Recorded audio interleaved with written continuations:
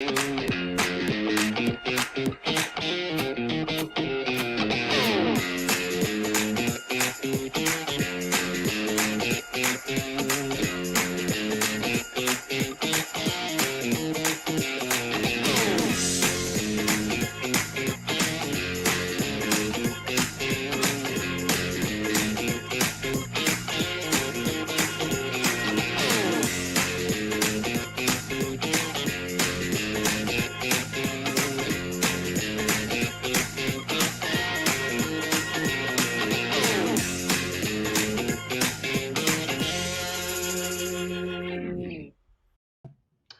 morning, deed grabbers. Welcome to Goat Talk. Goat Talk is our Facebook Live that we do every week in the Sub2 forum and on YouTube. So we're glad to have you here today. You know, guys, when we started the 12 Houses Blueprint about 12 years ago, one of the key components to that was making sure that our buyers went into some kind of credit repair program and worked with a credit repair professional to make sure that, within a 3 or 4 year timeline, they could get refinanced. And a lot of people don't understand a lot about credit. They don't understand exactly how it works. You can have a credit score today that's just horrible. But within a relatively short period of time, if you just do a few things, you can have that rebuilt to the point where you can get traditional financing on a home or buy a car or get all kind of credit cards and run up all kind of debt or whatever it is that you want to do. And today we've got two special guests coming on. We're real excited to have them. Sub2 Max students, Jeff and Jackie Hug. They run a business, defendsyourcred.com, and they've been helping people repair their credit for quite some time. So we're going to say hello to them, and thanks for being on Goat Talk this morning. Hey, guys. Yeah, glad to be here. Yeah. Well, tell us a little bit about you two and how you guys got started helping people with their credit. Go ahead. Well, Jeff has been into real estate for the last several years, and he noticed, a big gap in people needing help with their credit for exact situations like this with owner financing, people that lose their homes and then they're trying to get in somewhere, an apartment or something, and they can't because of their credit. So I at one time had to repair my own credit. I didn't have the best credit when we got married. We kind of just got together and it was like, we could help a lot of people by helping them know how to fix their credit and help them get into homes. So that's what we started doing that. Right. When you start looking at that sort of stuff, and it's really funny how credit works. I mean, like you take me, for example, there's this, for a long time, at least, there was this real stigma of having bad credit. But I'm telling you, anything can happen and just tank your credit. I had an 800 credit score, and several years ago, my ex-wife drug me to a timeshare presentation. If you've ever been to one of those, you know how they operate. So needless to say, at the end of the presentation, we left owning a timeshare. Oh, wow. And a few weeks later, I was like, we really, this isn't a good idea. Let's try to fix this. So, of course, we tried to fix it. Long story short, it went against on my credit report as an unpaid mortgage. And my credit score dropped to like in the 500s, like overnight. And of course, all it took were a few letters from an attorney and a little bit of time to get that fixed. But you can have anything happen to you like that. And it just, it's amazing how the whole credit stuff works.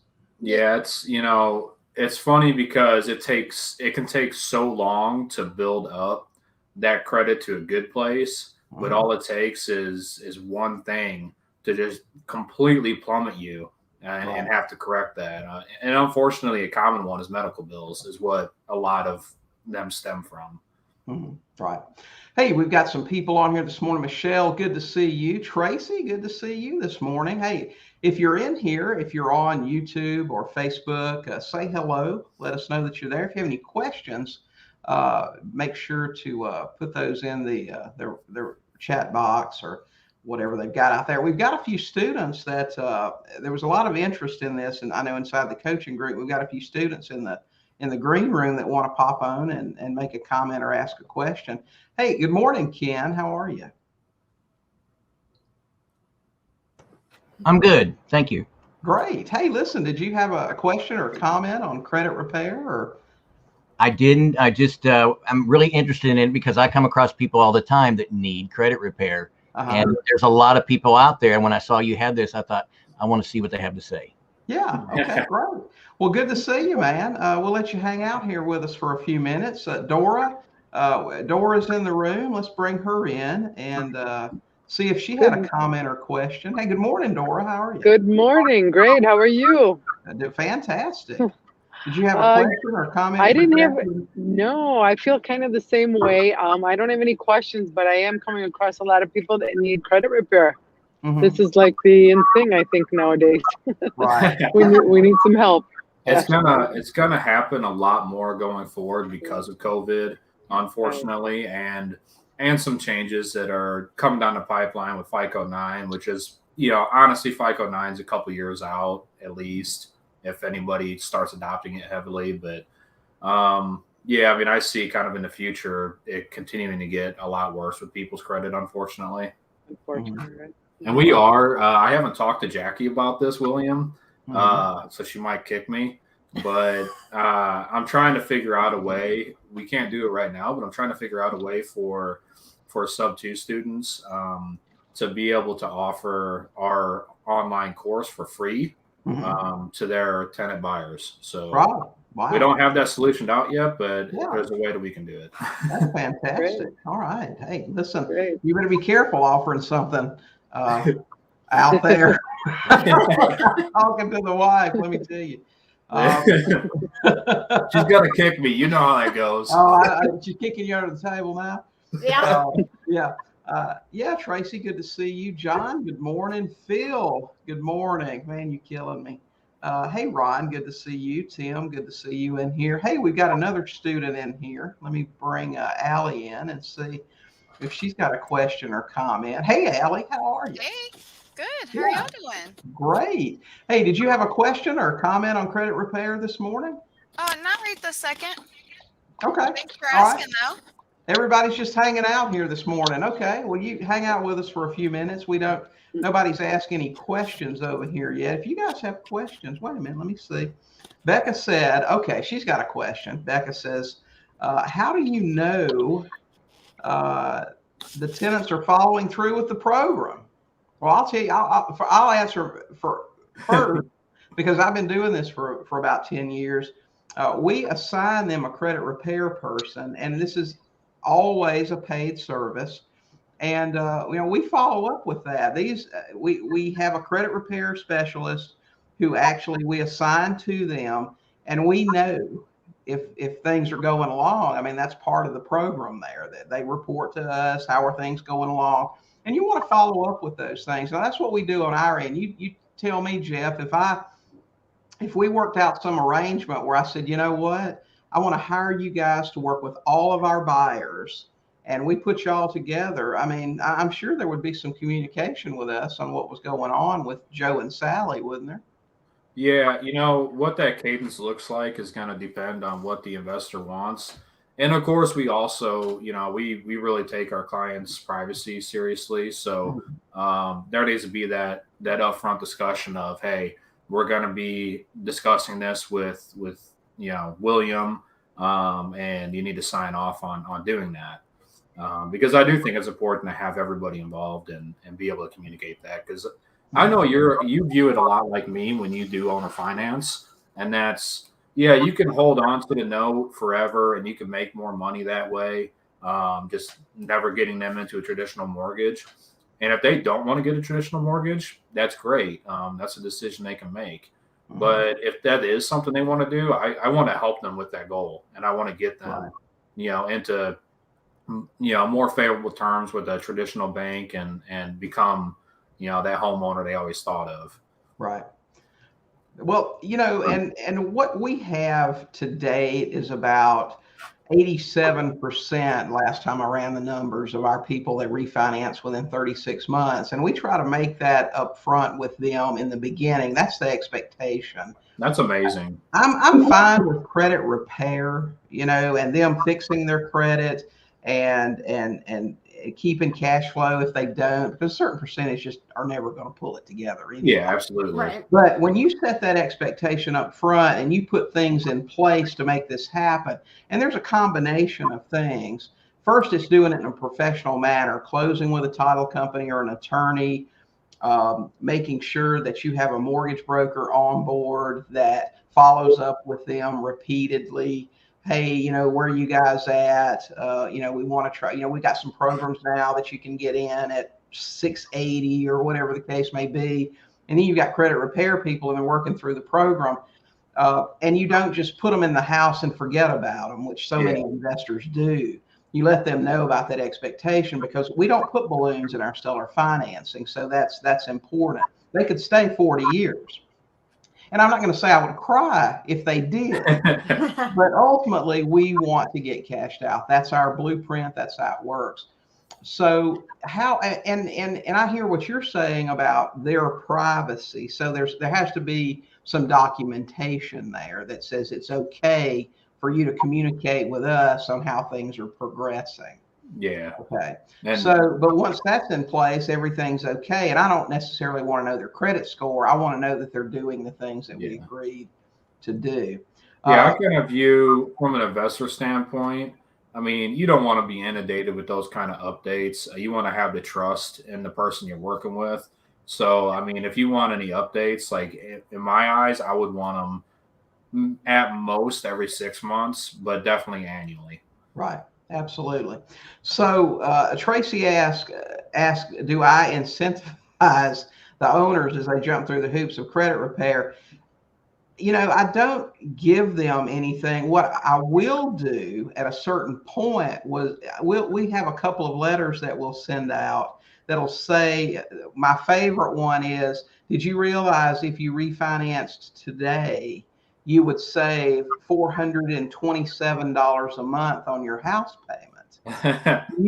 That's enough to make the payment on a new minivan or whatever the case may be. So effectively, they could literally, because that's our consumer mentality, right? And that's how 90% of the population thinks. Wow, I can drive a brand new car and I won't have any more outgo every month. So that's my incentive to them, is reminding them of the things they can spend that money on if they aren't giving it to me. So you haven't had any kind of pushback sending that out? Like, oh man, look at all this. Like, I'm paying way too much for this house and I need to question what I did. I'm going to tell you, I can't overemphasize screening buyers carefully. Listen, I was a beginning investor. I can remember sitting on a house payment for a month or two or whatever, saying, oh my God, I really need to get somebody in here so I'm not making this house payment. But you want to select every person. If I've got a $250,000 house and I want $25,000 down and somebody just waves that money at me, that doesn't mean they get the house. Yeah. Okay? I want someone who desperately wants to own a house. I want someone who has had some credit issues. I want to buy a house for my family, but I had a bankruptcy 2 years ago because of medical bills, or I got a divorce. I want to tell you something. When I got started investing, a common theme among people who either sold me their house or bought a house from me was, my credit sucks because I got a divorce. And I used to go, how does a divorce mess your credit up? And then I got one and I understood. Right. I get a great number of people that are clients that have gone through divorces. Yes. Right. That's one of the, job losses, medical problems, right. And divorce are probably the highest among for. Yeah. It's just stuff that happens to people, so bad credit doesn't mean somebody's a bad person. That can, some people won't pay anybody. We actually have a saying that we say, bad credit happens to good people. Right. Because, we do get a lot of people that go through things like divorces, and it's really a lot of that stuff is even out of their hands. They really couldn't even control that it was going to hit their credit. Right. Somebody stays in the house, or they thought the mortgage was being paid and it wasn't, or they thought these medical bills were being paid and they weren't. Like a life estate situation. I'm sure you've come across those, William, where, Right. One spouse lives in the house and the other is responsible for the mortgage. Well, guess how often that person that's not living there is not going to pay that mortgage. Exactly. Phil's got a good question here. How do you go about removing derogatory terms from a credit report? So there's a couple different ways that you can go about it with credit repair. For one, if you guys are familiar with the Fair Credit Reporting Act, the FCRA, it basically states that everything on your credit report has to be 100% accurate, not 99%, not 98%, not 97%. It's got to be 100% accurate. So that is part of it, to where if you have discrepancies that are on there, you can challenge what that is on there and get that removed. That's saying that there's a factual way of doing it. There's also a compliant reporting way. So there's a certain way that creditors have to actually report things to the credit bureaus, and they all use the same facet by law. They all use Metro 2 reporting. And if they're not compliantly reporting to the credit report, that is also grounds for having things removed. And that doesn't mean whether the information is even accurate on there or whether it's mismatching. It just means that they're not following proper protocol and compliantly reporting things to a credit report. So that means that the integrity of the information is damaged, and that you can have it removed. Right. Yeah, it's important to note, so the traditional disputing, which has its place. So that's kind of utilizing the laws. And then what we mainly focus on, Metro 2, attacks the back end system that all the bureaus and collection agencies and creditors, that they all agreed to use this standard communication platform. And that's how we approach it. Right. Okay. Now, correct me if I'm wrong on this. This is something that I heard a while back and have had a little bit of experience doing it with other people, and it seemed to work. I don't know if it was just lucky or what. So you guys clarify that if you pull your credit report today and you've got 2, 3, 4, whatever things on there that are legit, if you send in a letter contesting that and they don't respond, they'll be removed whether they're legit or not. I mean, they can, but you have to push on them, because they're not just going to do that. And they're gonna break the law. They break the law. Credit bureaus break the law. Collection agencies break the law every single day. And what they're doing is they're saying, well, we're never going to be prosecuted for it, or very rarely we will. So, their business, their $1 billion business, is reporting for financial lenders. Right. So their job is to keep that stuff on there so they have a complete picture. So they're going to fight you to keep that on there, whether they're in breach of law or not. So you have to tell them, hey, I'm aware of the law and you're breaking it, and I'm going to report you if you don't fix this now. Right. Okay. As well, I mean, things have gotten a lot more loosely done since COVID hit as well. COVID's pretty much affected everything, and it definitely, the bureaus just don't really respond and stuff like they even were pre-COVID. So just to say that you're going to send a letter in, and if they don't respond in 30 to 45 days, it's going to be removed, is not always the case. Okay. Yeah, the Consumer Protection Agency, they basically got free reign, and they're like, oh, hey, credit bureaus, you get a free pass because of COVID. So just don't worry about anything until further notice. Right. And that's one of the benefits of how we do our credit repair, is that we're not as reliant on that. So it's kind of one of the benefits. I got you. Okay. Tracy said someone said they gave Applebee's cards as they do the steps. Get credit disputes handled, get a card, get score up 700, get a card. I'm sorry, I'm just not in the participation trophy, network. I mean, if they really want to save the $400 and whatever dollars a month, they will get refinanced. Otherwise, we'll just continue to collect cash flow. I think if you choose the right person to begin with, they're going to go out there and do it. At least in our experience, 87% of the time they are. Okay. Otherwise, whatever, they can just stay and continue to pay 7, 8, 9% interest on a mortgage if that's what they want to do, and that's okay. But like I said, I think selection is the important thing. Now, I know investors whose business model is to put people in on a lease option that they know will never exercise. So pick them out, put somebody else in, keep the house, pay down the house. Karma's real, and I don't want the headaches. I want to stay and pay. So there's one around here. He actually sold his portfolio, but that's all he did is he loved getting people in that he knew were never gonna exercise that option. Yeah. And the second that they were past their window, he's booting them out, and he's got a big old grin on his face and doing it all over. And that's not how I want to operate. No. Well, that's not how you want to be known, especially if you operate in a local market. Hey, Allie, Ken, thanks for hanging out with us in here this morning. If you guys want to pop back in later, if you've got a question or a comment, come on back. Okay. It's good to see y'all. All right. Y'all have a good day. Talk to some sellers and oops, what did I'm messing all kind of stuff up in here, man. You got to watch me because everybody knows me, knows I'm not the most tech savvy person. Let's see. We've got a question. Facebook. One question is this credit repair before you sell the property using owner finance or after you sell while the buyer's still in the house? Now, Jeff and Jackie, how do you guys mostly see this happen? And I'll tell you how we do it.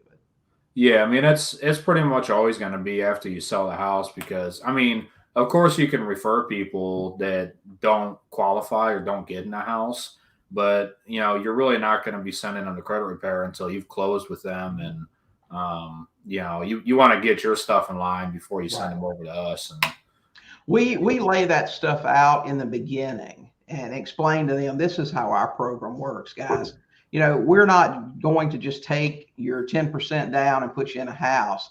We run a full service credit repair house home ownership business. Our objective is to get you in a nice place, get your credit fixed up where you can get a low cost, a good mortgage within 36 months or so. That's what we're trying to do. Yeah. So we set that expectation up front, and then everything happens just like we said. First step, we're going to send you to Andrew, fill out your mortgage paperwork. He's going to see where you guys are and where you need to be.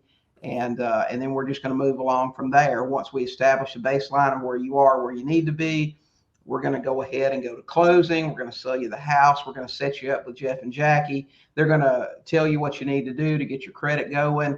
And they're going to work with you continuously until we get where we need to be. And that's it. And so you touched on something earlier that there's a, kind of alludes to a really good point that a lot of lenders, they really don't recognize how important it could be for their pipeline to stay involved in this whole discussion of, oh, you have owner finance buyers, I'll stay in touch with them.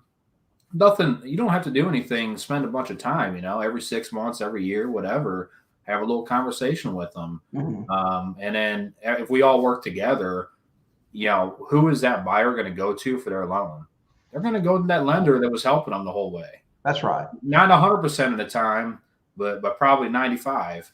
Well, if you set that thing up properly, and if the mortgage guy is hungry, okay, he'll stay in touch because that's part of establishing that relationship up front. First of all, you need a mortgage person to process this thing that's going on, this whole seller finance transaction. You don't have to for a certain number of deals, but if you're going to do more than X amount, you need somebody, whether it's, we very loosely follow Dodd-Frank and everything. I mean, we're not, you either make a decision to comply or not to comply, but some things are just smart. If I work in a market that's 1,000 miles away, and when I worked in a local market, I could take somebody's application, do everything personally. But if I'm 1,000 miles away, I really benefit from using licensed people.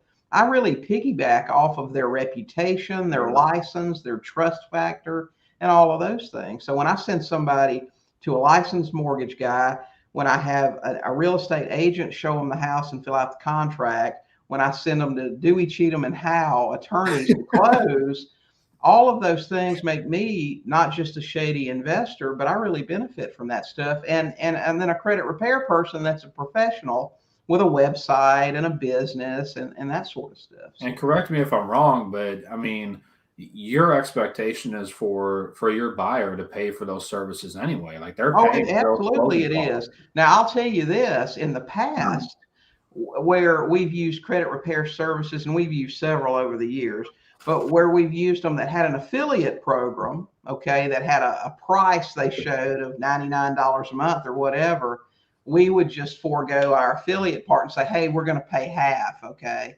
So to my buy, which I would either get the money or just not get it. You see what I'm saying? So we sort of do pay half, but I'd say, okay, we're going to pay half, and then you're responsible for the other half. But you're absolutely right. I'm not coming out of pocket for it. No. That's how I view a lot of those affiliate relationships too. Is like sometimes I would rather just eat my affiliate fee and let somebody get that lower, more reasonable price that fits for them. Mm-hmm. Right. So we got Andrew. He said he missed the first 19 minutes. Hey, listen, if you're listening, Andrew, you need to come in at some point. First 19 minutes. Get this guy out of here. Hey, listen, if you're listening, Andrew, you need to come in at some point. First 19 minutes. Get this guy out of here. Hey, Andrew, good to see you, man. Hey, guys. Good morning. Hey, how you doing? Doing very well, thanks. We've been talking about lenders and the part they play in this thing. What do you think about all that? I heard you know a little something about lending. A little bit. I've been chewing that dirt for longer than I care to admit. But yeah, it's critical. I think you guys have already hit on some stuff in just a couple minutes that I got on since I was late. We're dealing with other adults, and we're dealing with adults that, for the most part, when they have banged up credit, while there are outlier circumstances, an illness, some messy divorce or an injury or something like that, or a collapsed economy, loss of a job. Yes, those things exist. I think what I normally see is primarily people that just didn't understand credit. They were never really taught about it, or they've got poor habits. And so they've made a constellation of terrible decisions. And so that bangs up their credit report. Yeah. So when they come to me, I think, William, and you and I recorded something together maybe over a year ago, that chat. We talked about this a little bit, but I don't get a ton of banged up people that come to me. It seems like the people that come to me, either because I've been doing this for so long or my agents might be pre-qualifying them a little bit with a better conversation about like, hey, have you ever had a bankruptcy or a foreclosure? Oh yeah, last Tuesday I got out of a, okay. Aside from that, so my more seasoned agents have some of those basic talks because they don't want to drive around and blow through 8 tanks of gas without knowing that answer either. And so some people make it to me, we pull a credit report and it's just a minefield of credit disaster. That being said, these are still adults. So no matter what the reason their credit is banged up, you got to recognize that, like you said, no participation trophies. If I get somebody now, I don't do the heavy lifting at all. I immediately outsource it. That's smart. Yeah. 100%. Because yes, I know that, but I don't know all the intricacies. I know that there's like 6 or 7 pieces of legislation that are used by you guys or your company or by attorneys. Everybody's doing the same thing. They're using those pieces of legislation to go ahead and overturn something on a credit report. And that's fine. I don't want to do that anymore. I'm way beyond that. So I'd rather just hand the baton to somebody like you guys who's going to take it, have the real adult conversation with them and say, we'd be happy to help you, but you need to do these 7 things consistently with us at your shoulder in order to achieve these results. Because you guys could be fantastic at what you do, but if you don't have an adult that's going to get with you and be responsible for their own fate, this is a failed experiment from the minute go. So if they're hesitant to pay these guys a startup fee, and I don't know what your fees are, I didn't hear it yet, but if they're hesitant to pay you guys anything up front or even anything ongoing because they think it's BS and they don't think they should have to, just cut them loose. That's how don't even notify, whatever it is. I was actually going to kind of touch on this thing. Credit repair is not magic. Right. It's not magic. I mean, there's really 2 large facets to it.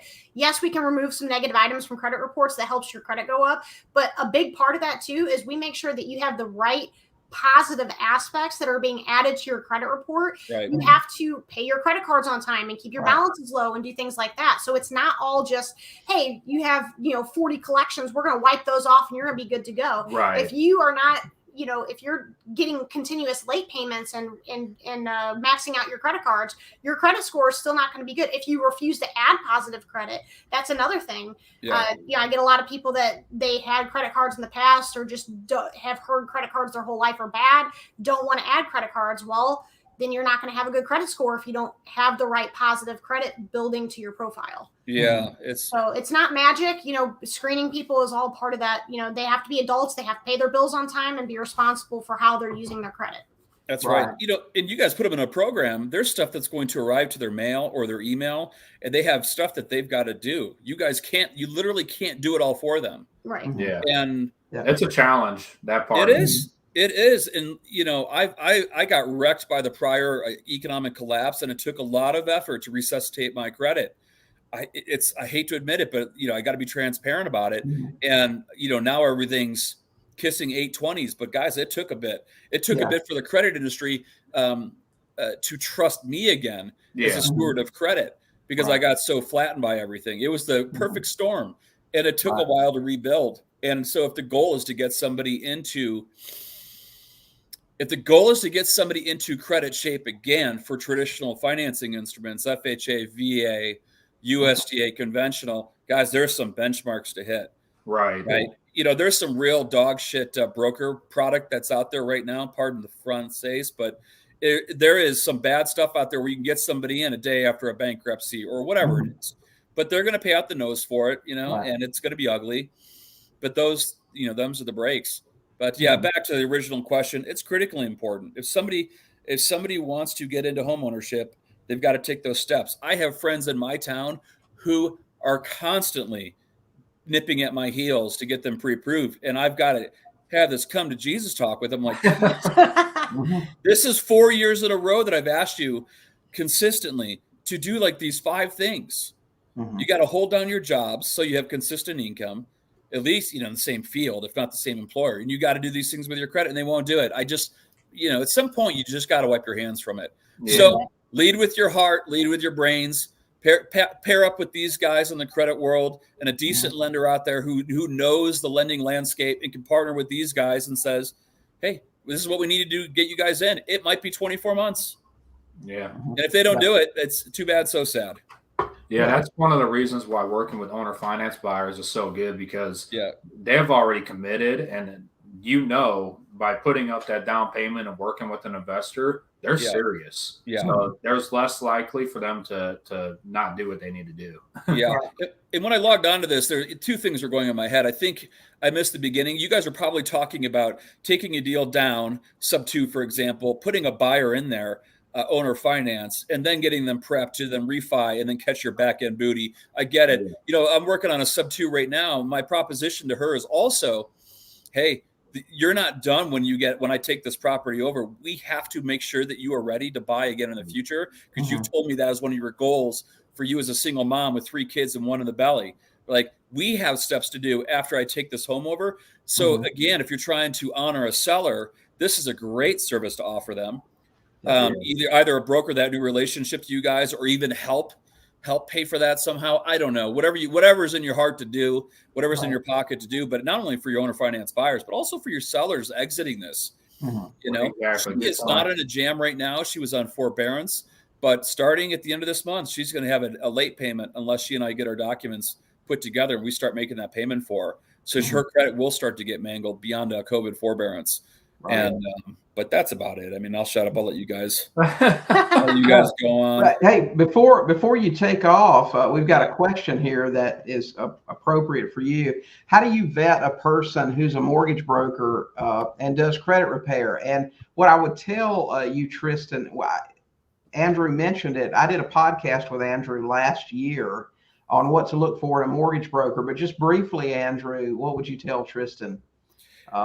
Are we, Tristan, are you asking for somebody that does both of those things? Or are you saying either or? I've never found a broker that did both. A lot of times we can refer someone who does the other. But I've never found one that personally did both. I think the industry has evolved a little bit so that there might be a way for a licensed RMLO like me to also kind of affiliate partner with these guys, and they would say that they do those things. Like, we also do this, but I don't think most people do. If you're an old school RMLO, like I am, 20 years or more, then you might have that skill set. I mean, a true honed skill set where you look at a credit report and you know what to do, and you might do that for your clients. It's just time consuming. I can't do it.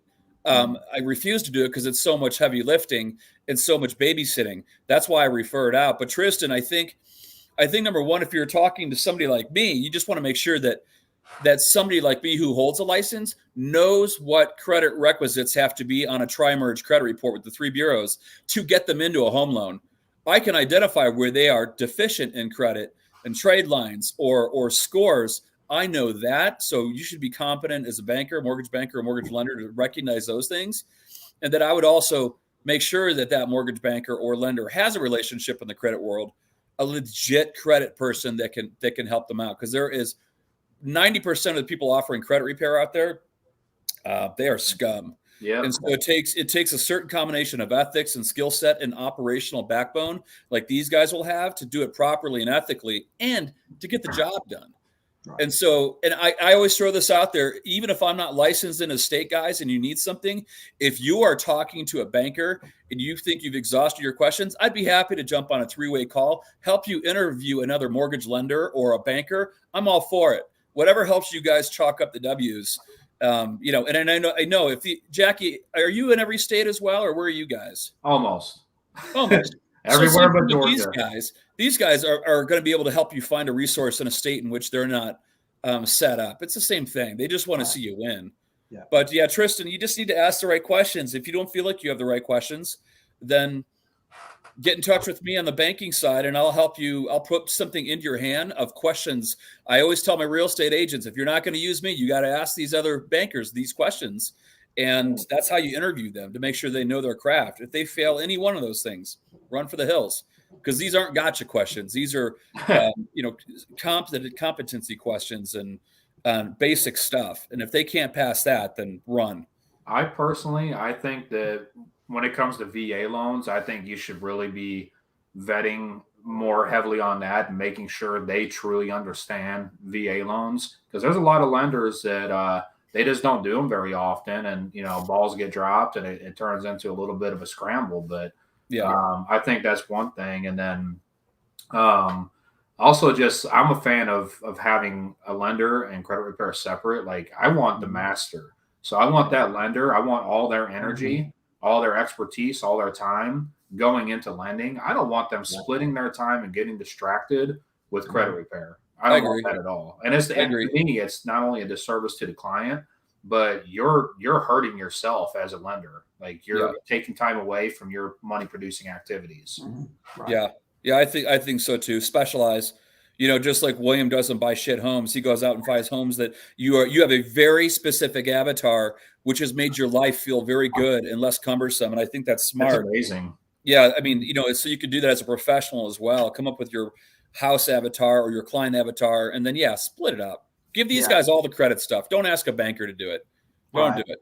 Yeah, I'm not as disciplined as William. I enjoy being a transaction engineer, even though sometimes I pretend that I hate it. I did that for years and years and years, and it was just through necessity that I became very specialized. Right. And I caught so much crap about being a one-trick pony. My response to that is, listen, you can go to a general practitioner.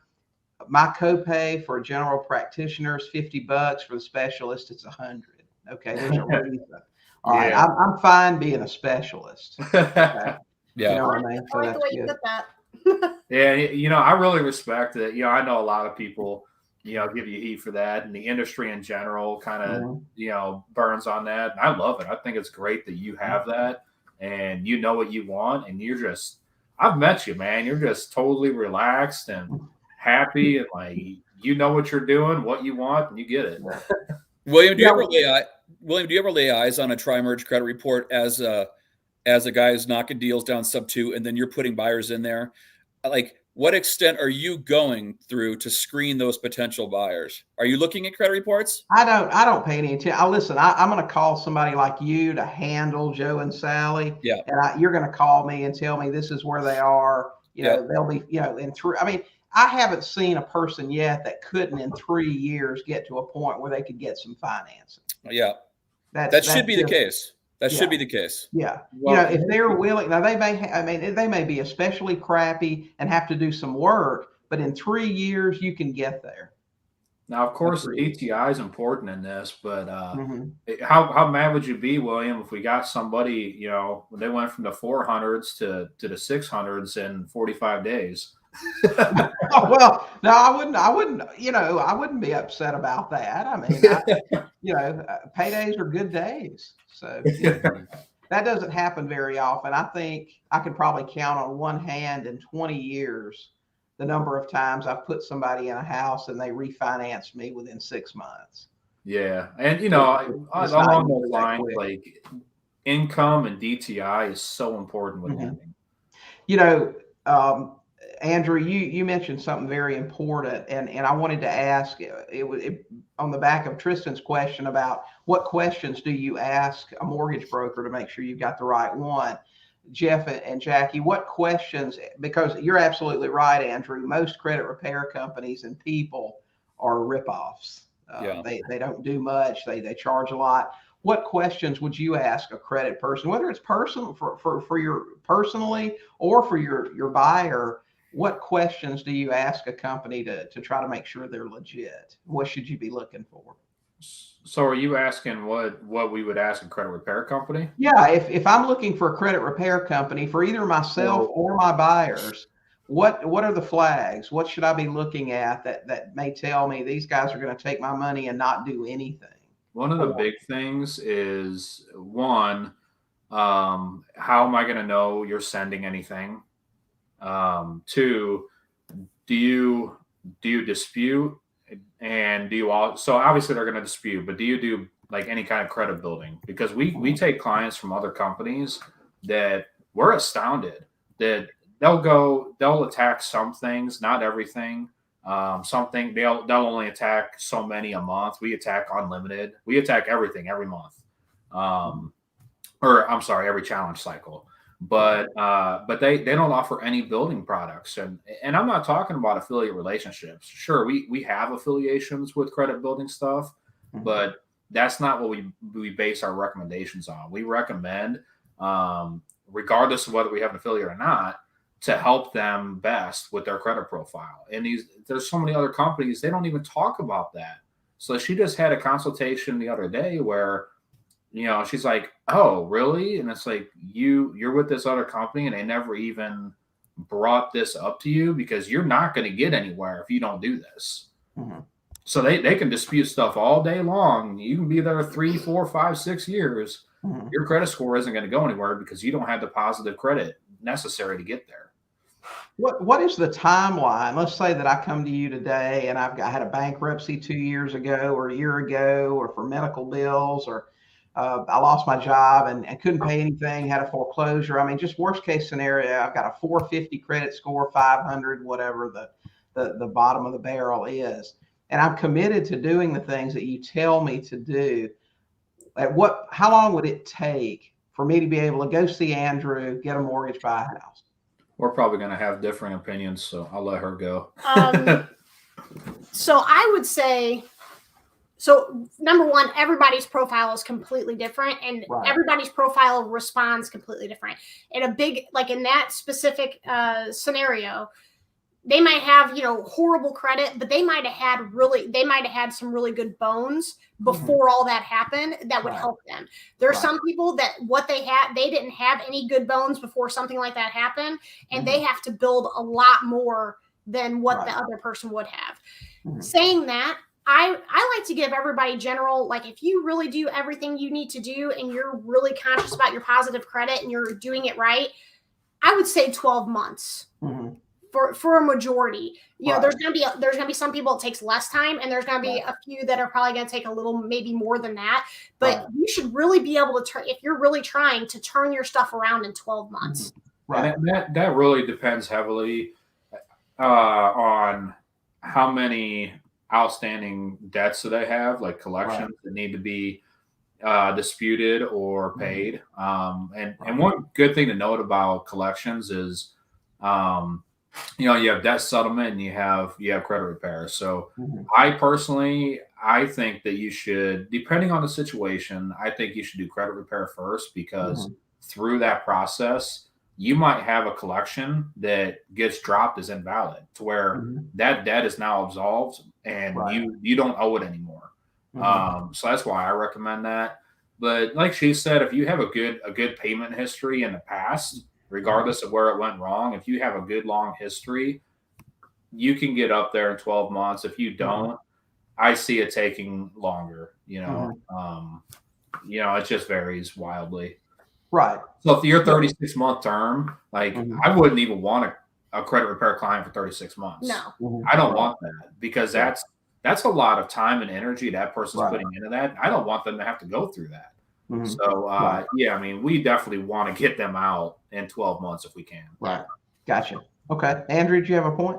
I do, and you guys might have covered this before, and I've never spoken to you guys about this topic ever, which is great that we're all on, because now I can lean on you guys for this help. But there are clients that will come to me, and you guys need to be aware that if somebody's out there saying that they can do X, Y, or Z in the credit world, in the repair world, make stuff vanish like Casper the Ghost, you need to know that when I take those applications, we're going to pull a credit report.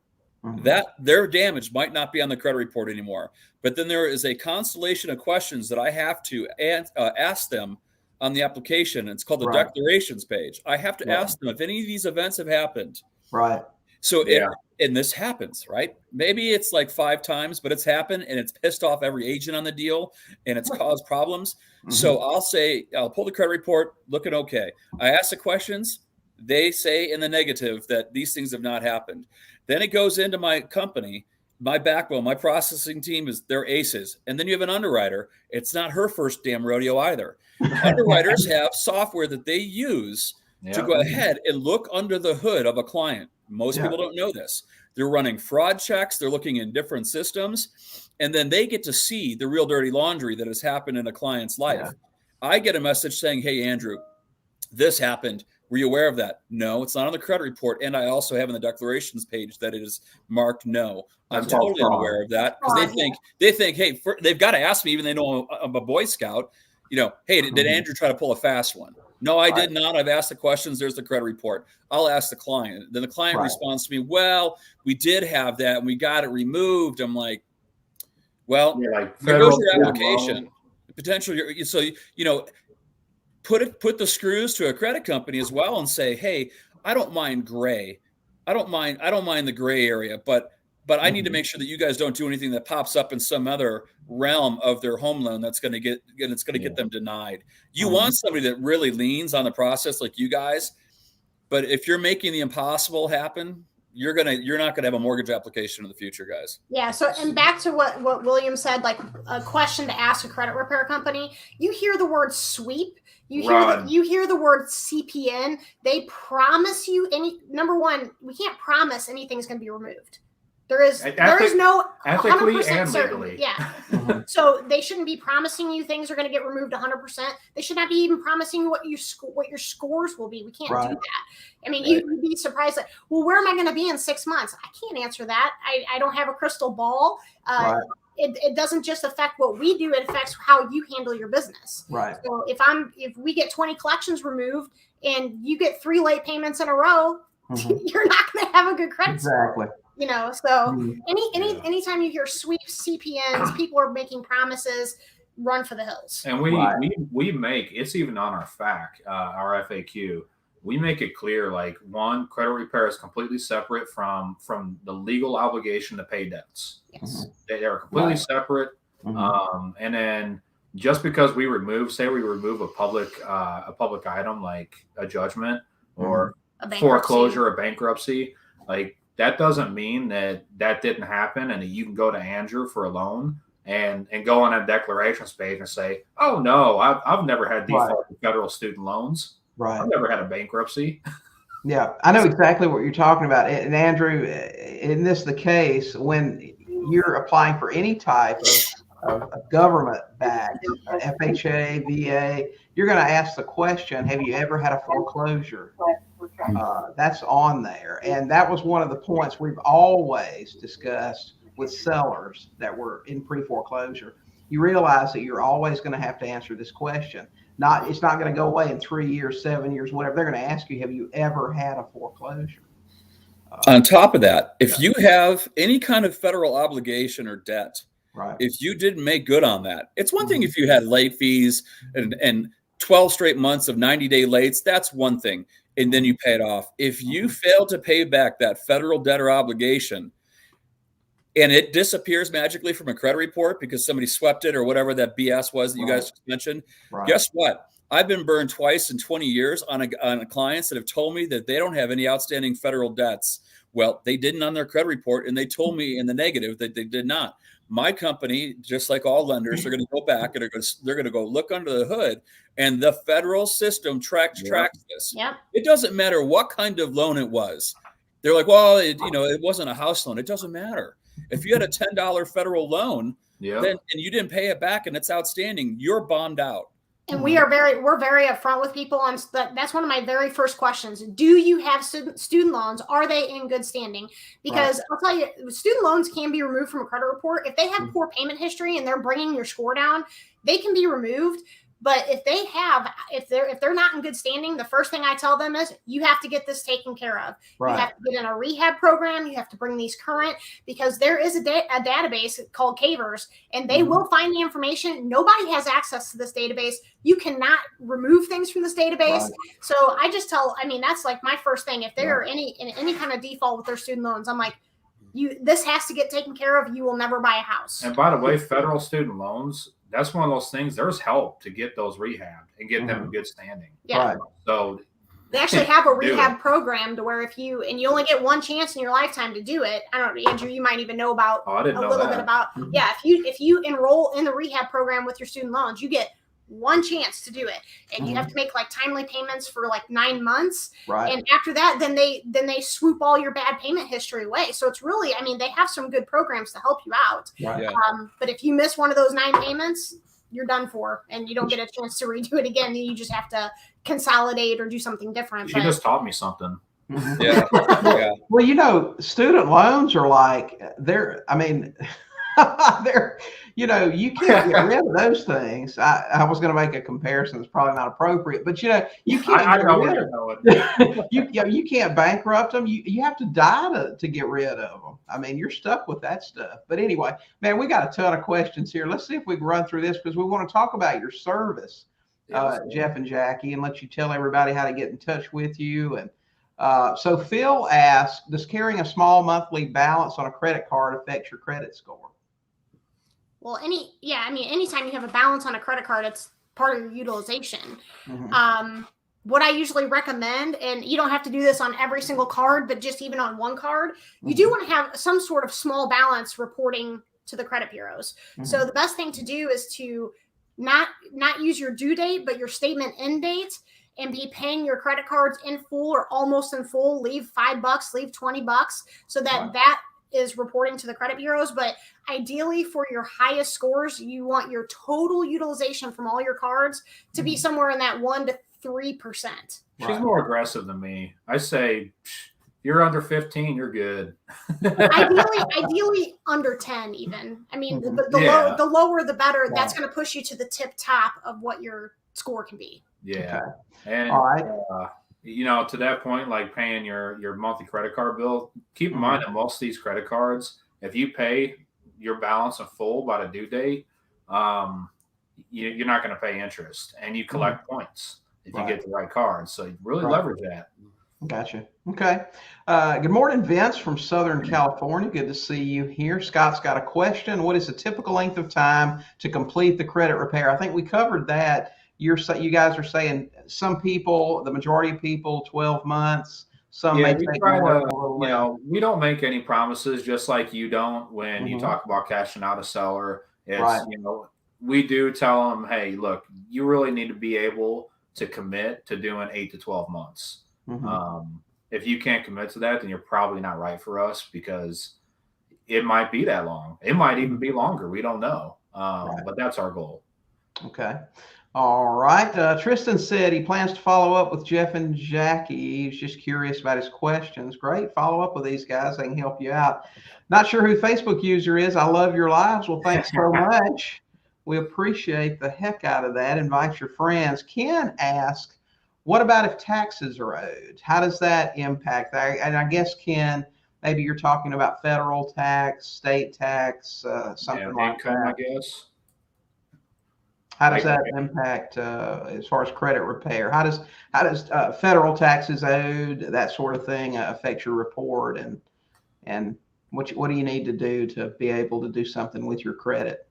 Usually we don't see taxes on your credit reports. Usually, even if there's a judgment, like we just don't see that. They're not supposed to report judgments to credit reports any longer. So the IRS isn't supposed to report judgments to credit bureau?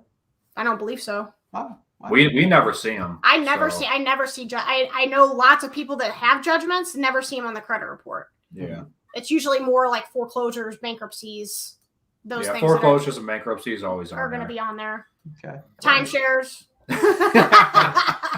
Hey, Facebook, Lori. Well, thanks so much, Lori. We appreciate the heck out of that. Andrew, thanks for coming on with us this morning and talking about mortgages. Hey, listen, if you guys are looking to borrow some money to buy a house, don't know why you would borrow money to buy a house, but if you are, call Andrew. He is the loan guy extraordinaire. So, and if I don't, guys, and if I can't help you, we'll make sure we get on the horn and the interwebs and get you with the best banker that we can. It's like, I'm the least greedy guy out there. Anything to help you guys close deals and make some money. That's all that matters. Okay. I haven't met you in person, but I trust you. Andrew, if he can't get you a loan, he'll sell you a house. There you go. Yeah, there you go. Hey, man, thanks for coming on. Let's talk. Thank you, guys. All right.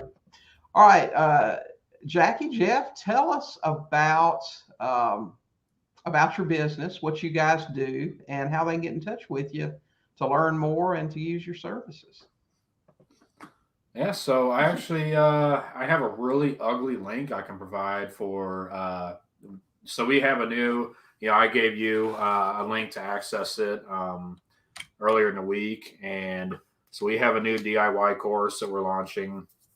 I can provide that link. We're doing a special right now for $7 a month, no setup fee. So it's like the price of a cup of coffee. Absolutely. So I'll provide a link for that. And our main website is defendyourcred.com. Yeah, we got that on the screen here, so you guys can go check that out. Do you guys y'all have a business phone number where they can contact you, or? Yeah, go ahead. We'll put that up here. Yeah, you want me to put it in the chat? I can put a banner up, so just tell me what it is. 636-223-4030. That'll get you to us. We do free consultations, guys. So if you go to our website, there is a button that you can just click that says free analysis. If you click that, there will be a form. It'll ask you just a couple general questions. It'll link you directly to our calendar, which is really probably the 636-223. Oh, sorry. That's okay. Almost. I messed it up here. So that's usually the best way to do it is go to the website and click on the button, and then you can it'll put you right there on it'll ask you a couple questions. It'll link you right to the calendar so you can pick a time that works best for you. And those consultations are free. If you have like a free Can I mess it up again? It's 223. Okay. My producer needs to help me with Yeah, where's she at anyway? She usually keeps you in line. I know she's supposed to be on here with us this morning.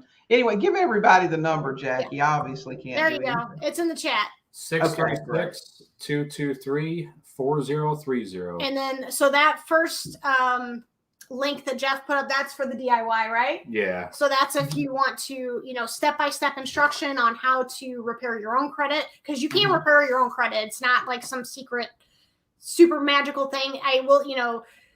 Credit repairs are different. So the effectiveness can be a little bit different, but either way, it is beneficial to work on your credit. So, but yeah, like I said, we do the free consultations. If you have you don't have to have a full credit report for a consultation. If you have one of your free ones, like Experian.com is one of the ones I recommend to get. That just gives you a good outline of kind of what might be on there and kind of where you're at ballpark.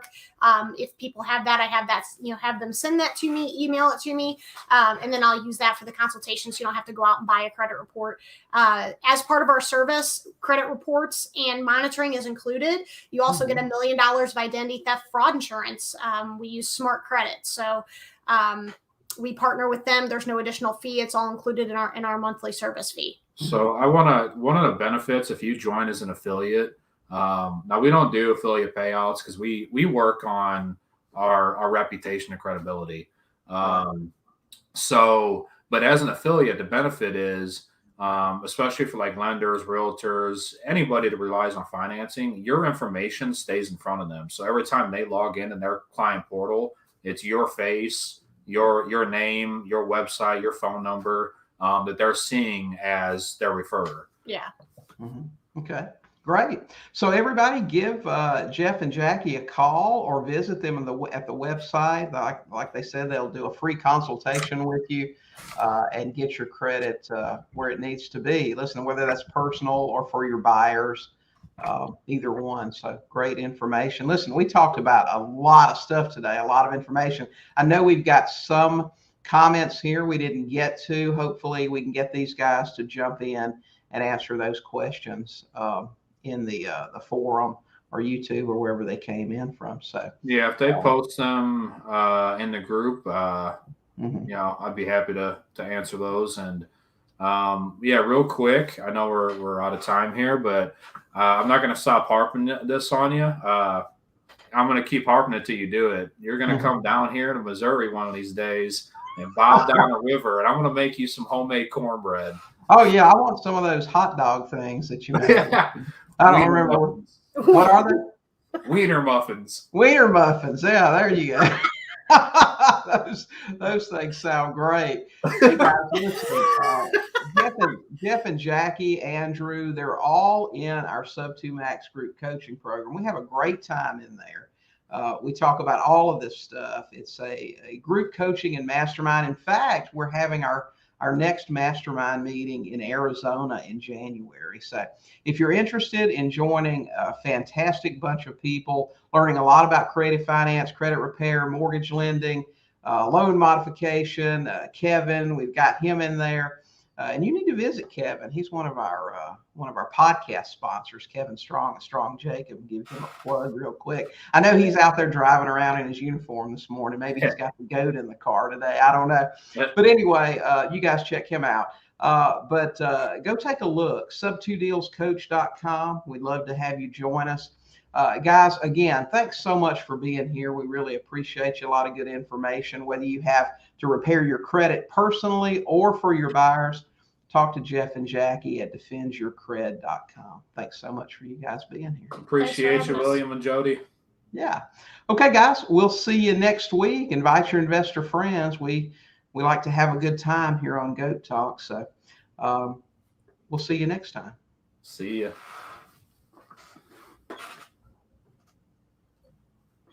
I think.